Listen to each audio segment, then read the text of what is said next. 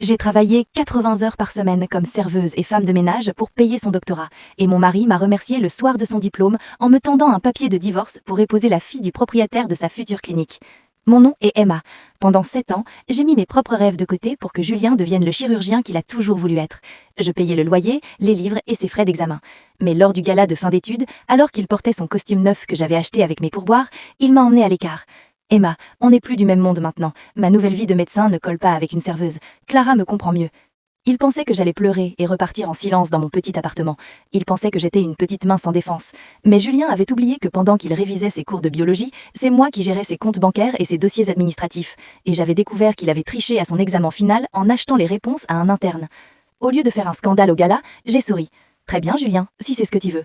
Je suis partie, mais avant que le soleil ne se lève le lendemain, j'avais déjà envoyé une copie anonyme de ces preuves de triche au Conseil de l'Ordre des médecins et à la direction de l'université. Puis, je me suis occupée de l'aspect financier. Julien pensait que les prêts étudiants étaient effacés par mon travail. Non, j'avais fait en sorte que tous les contrats de prêt qu'il avait signés soient transférés à son nom propre juste avant le diplôme. Le coup de grâce a eu lieu une semaine plus tard. Julien attendait de signer son contrat de rêve à la clinique prestigieuse de Paris. Au moment où il allait prendre le stylo, la porte s'est ouverte. Ce n'était pas moi, mais la police et les inspecteurs de l'université.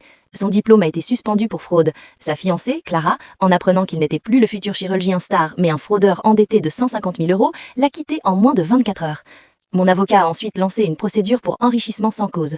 Comme j'avais financé toute sa vie pendant 7 ans, le tribunal a ordonné qu'il me rembourse chaque centime, avec les intérêts. Il s'est retrouvé sans diplôme, sans femme riche et avec une dette colossale qu'il devra payer toute sa vie.